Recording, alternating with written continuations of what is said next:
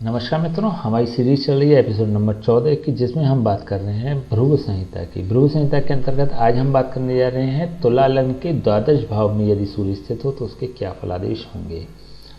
प्रथम भाव में 7 नंबर होता है तुला लग्न। तुला लग्न में सूर्य एकादश भाव का स्वामी होता है। एकादश भाव का स्वामी होकर जब ये अपने स्थान से द्वितीय स्थान पर बैठता है, द्वादश भाव में बैठता है, तो ये एकादश भाव के सापेक्ष अगर बात करें तो पॉजिटिव हो जाता है, पॉजिटिव रिजल्ट्स प्रदान करने वाला बन जाता है। लेकिन यहाँ पर द्वादश भाव होता है हानि का, व्यय का। तो यहाँ पर जब सूर्य बैठता है और अपने समभाव रखने वाले बुध की राशि में बैठता है, कन्या राशि है यहाँ पर, कन्या राशि का स्वामी बुध होता है, बुध की राशि में बैठता है, तो यह खर्चों को बहुत बढ़ा देने वाला हो जाता है, लेकिन पॉजिटिवली बढ़ा देने वाला हो जाता है। व्यक्ति जो खर्चा करेगा, जो एक्सपेंसेस होंगे, उसको वो हानि के रूप में तो नहीं होंगे, इन्वेस्टमेंट के रूप में होंगे। व्यक्ति का हाथ खुला होता है, कमाई के हिसाब से वो खर्च करने वाला बनता है। तो अगर इन जनरल अगर हम बात करें तो ये विशेष रूप से फिजूल खर्ची का योग नहीं बनाता, लेकिन हाँ इन्वेस्टमेंट का योग बनाता है। व्यक्ति के हाथ में पैसा नहीं रहता है, या फिर व्यक्ति पे सेविंग की कमी रहती है। सेविंग की कमी होने के कारण उसको क्राइसिस तो फील हो सकती है कभी, लेकिन उस पर एसिड इतनी होती है कि वो जब चाहे उसको मैच्योर्ड कर ले, उसको जब चाहे वो उसको कैश कर सकता है। तो इन्वेस्टमेंट अच्छा होता है, बैक अच्छी होती है, लेकिन क्राइसिस ज़रूर व्यक्ति फील करेगा, क्योंकि यहाँ पे द्वादश भाव में सूर्य बैठ गया है। सूर्य जहाँ भी बैठता है उस भाव की हानि करने वाला होता है, या फिर उस भाव को डिस्ट्रॉय करने वाला होता है। तो आप जब ये यहाँ पर बैठ जाता है तो यह खर्चे को बहुत ज़्यादा बढ़ा देने वाला होता है, व्यक्ति के खर्चे राजसी खर्चे कर देने वाला होता है।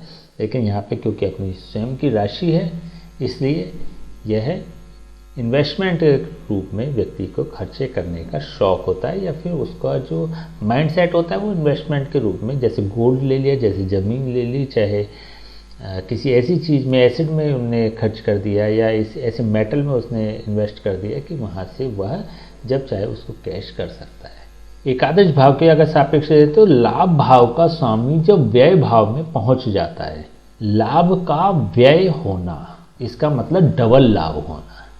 देखिए हमने यहाँ भी बात करी थी कि नवम भाव का व्यय होना, भाग्य का व्यय होना मतलब सौभाग्यशाली।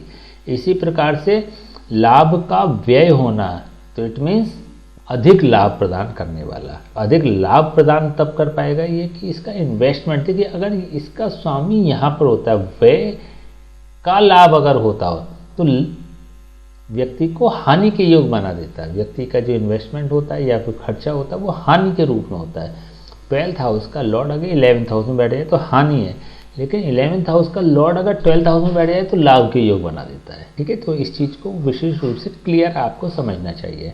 यहाँ से सीधी इसकी दृष्टि छठे भाव पर है। छठे भाव में इसकी अपनी मित्र की राशि है। सूर्य की जब भी दृष्टि होती है किसी भी भाव पर या किसी भी भाव पर, तो क्या उसके ठीक सामने वाले सप्तम भाव पे उसकी दृष्टि होती है, तो वह हमेशा पोषण प्रदान करने वाली होती है। यहाँ पर इसकी भी अपनी स्वयं की मित्र राशि है। मित्र राशि में जब सूर्य की दृष्टि पड़ती है तो यह छठे भाव को पोषण प्रदान करने वाली बन जाती है, पॉजिटिव रिजल्ट्स प्रदान करने वाली बन जाती है। तो यहाँ पर छठा भाव होता है रोग, ऋण और शत्रु। रोग, ऋण और शत्रु, इन तीनों से ही संबंधित व्यक्ति को लाभ मिलेंगे। शत्रुओं पर विजय प्राप्त करने वाला होता है, ऋण से लाभ कमाने वाला होता है, जैसे कि ब्याज पे पैसा दे देना। रोगों से लाभ कमाने वाला होता है, इट मीन्स कि मेडिकल की दुकान होना, या फिर फार्मेसी के बिजनेस में किसी भी रूप से मेडिकली क्लिक कर रहा हो, या फिर रोग से संबंधित लाभ प्रदान करने का योग बना देता है ये। तो छठे भाव के सापेक्ष अगर देखें तो सूर्य पॉजिटिव फल प्रदान करने वाला बन जाता है। यहाँ पर देखिए सूर्य की जो है ना वो कन्या राशि में भी है। कन्या राशि जो होती है बुध की राशि होती है। बुध मेडिसिन का कारक ग्रह होता है, दवाइयों का कारक ग्रह होता है, औषधि का कारक ग्रह बुध माना जाता है। तो यहाँ पे भी अगर देखें तो योग बनते हैं ऐसे कि व्यक्ति किसी ऐसी फील्ड में जॉब करे जो रोग से संबंधित हो। मेडिकल की फील्ड में व्यक्ति के जॉब करने के योग बहुत अच्छे बन जाते हैं। सूर्य होता है नवम भाव का कारक, दशम भाव का कारक और लग्न भाव का कारक। अगर नवम भाव के सापेक्ष देखें तो ये अपने से चौथे सुख भाव में स्थित है। व्यक्ति को कम मेहनत में ज़्यादा लाभ प्राप्त होंगे। व्यक्ति को धार्मिक रुचि होगी। देखिए 12th हाउस भी जो होता है ये होता है मोक्ष का कारक भाव। नवम भाव जो होता है धर्म का कारक भाव। नवम का अगर देखें कि नवम भाव का कारक जब 12th हाउस में जाता है तो व्यक्ति को बहुत धार्मिक आस्था वाला बना देता है। दशम भाव के सापेक्ष अगर देखें तो ये अपने से तीसरे भाव में प्रोफेशनली व्यक्ति को बहुत ज़्यादा स्ट्रगल करना पड़ेगा, बहुत मेहनत करनी पड़ेगी, बहुत प्रयास करने पड़ेंगे, लेकिन आउटपुट बहुत अच्छे मिलेंगे। देखिए यहाँ पर भी क्योंकि 12th हाउस में बैठकर ये छठे भाव पे दृष्टि दे रहे हैं तो शत्रुओं से लाभ कमाने वाला। इसका मतलब ये हो गया कि व्यक्ति को लाभ तो बहुत होंगे। जो व्यक्ति अपने शत्रुओं से भी लाभ कमा ले, क्योंकि एक जनरल जो कॉन्सेप्ट होता है वो ये होता है शत्रु का मतलब नुकसान, लेकिन यहाँ पे योग बनना है कि शत्रुओं से भी लाभ कमा ले तो व्यक्ति को लाभ तो बहुत अच्छा होगा। लेकिन दशम भाव के सापेक्ष अगर देखें तो ये अपने से तृतीय स्थान पर जा रहा है, परिश्रम के भाव में जा रहा है, तो व्यक्ति को मेहनत करनी पड़ेगी। मेहनत करता रहेगा और रिजल्ट बहुत अच्छे मिलेंगे, बहुत पॉजिटिव मिलेंगे। लग्न भाव के सापेक्ष देखें तो यह सूर्य अपने से 12th हाउस में स्थित है। व्यक्ति को बदनाम कराने का कारक बन जाता है। व्यक्ति मान प्रतिष्ठा और सम्मान की हानि कराने वाला बन जाता है। धैर्य की कमी करने वाला बन जाता है। आत्मबल की कमी लाने वाला बन जाता है। तो अगर लग्न भाव के सापेक्ष देखें तो यह सूर्य पॉजिटिव रिजल्ट्स प्रदान करने वाला नहीं होता।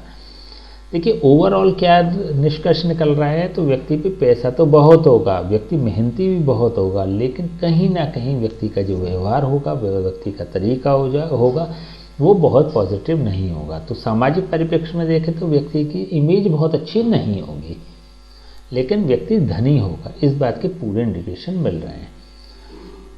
चलिए अब उपाय की हम बात कर लेते हैं। मान सम्मान और प्रतिष्ठा की हानि हो रही है, सीधे तौर पे हमें इसका उपाय करना चाहिए। सामाजिक परिप्रेक्ष्य में अगर बात करें तो व्यक्ति बहुत सम्मानीय व्यक्ति नहीं है, इससे संबंधित आपको उपाय करने चाहिए। बहुत अच्छा उपाय यह है कि महिलाएं अपने दाएं हाथ की कलाई में और पुरुष अपने बाएं हाथ की कलाई में तांबे का कड़ा धारण कर लें, जिससे ये 11th हाउस को क्लिक करने लगेगा और 12th हाउस से इसके प्रभाव समाप्त होंगे और कम होंगे। तो यहाँ पर बैठकर यह पूर्ण रूप से पॉजिटिव फल प्रदान करने वाला बन जाता है पूरी कुंडली के सापेक्ष। अगर यहाँ पे इसका शत्रु ग्रह भी हैं तब भी आप सूर्य का इस यहाँ पे शिफ्ट कर सकते हैं।